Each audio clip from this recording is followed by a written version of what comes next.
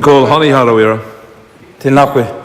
Kia ora tātou katoa te whare. Just following on from my previous colleague who's just graduated from the Barney Rubble School of Criminology. Just like to say that there are some more enlightened issues and speakers on this bill in this House today. And I'd like to congratulate them for their comments.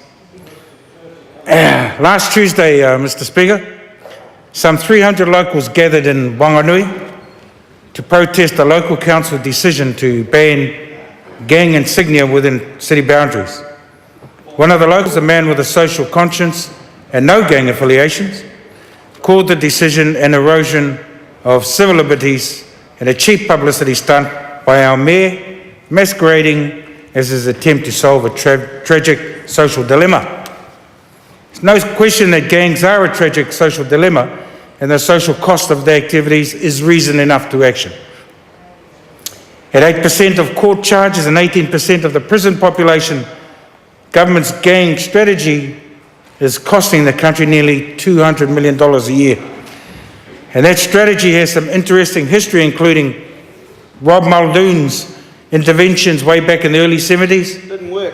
The 1979 Parliamentary Committee on Violent Offending, the 1981 Committee of Inquiry into Gangs, out of which came the Group Employment Liaison Scheme, the 1987 Commission chaired by Justice Sir Clinton Roper.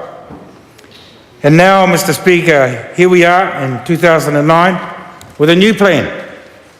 Take away the packages, That's why. take away the packages, knock down the high fences, make gang affiliation a factor at sentencing, expand police surveillance powers, up the penalties, and cross our fingers that things will change. One idea, try another. The background to this bill can be summed up in just a few words, Mr. Speaker. Wave a stick, and if that don't work, wave a bigger stick. That's right. This bill, unfortunately, is all about penalties and punishment, Mr. Speaker.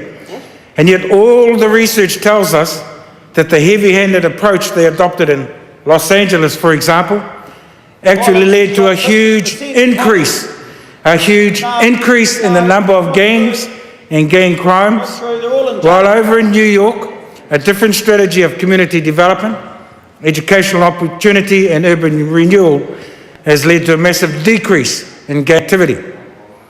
That's why the Māori Party supports more positive and effective strategies of dealing with gang activity, because we know that you address crime by dealing to the causes, not just reacting to the effects.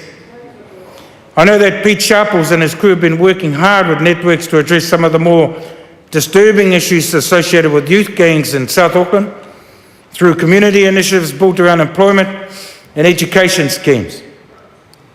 I know too that youth gangs don't always buy into a lot of the youth at risk and fresh start programs that work for others. So it's good to see some innovative stuff being done to change attitudes in youth gangs and indeed to change the very nature of gang culture. So big ups to Pete, his TPK crew and the outside connections as well for focusing on turning kids to the positive rather than just trying to bash the negative out of them. The evidence is clear, Mr. Speaker. The programs that are effective in turning kids away from crime are the ones that give them a belief in themselves and hope for the future. And that's where we should be focusing our attentions, our strategies, our resources and our energies. Investing in literacy, education, stable employment, decent housing and the elimination of institutional racism. And helping communities to respect one another, to care for their neighbours, to watch out for everyone else's kids and to turn themselves around.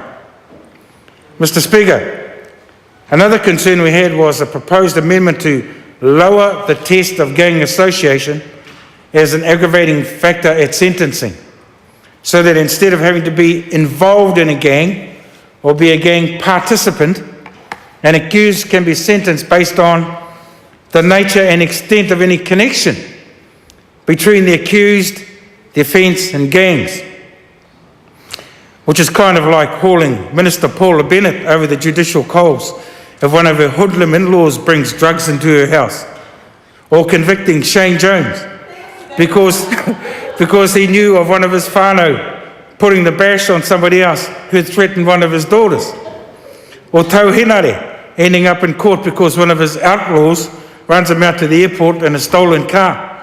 Or Georgina Te Heuheu. Well, maybe not Georgie, but you know what I mean. And not just men either, women too. And the women's prison population has doubled over the last decade, and 60% of them, unfortunately, are also Māori.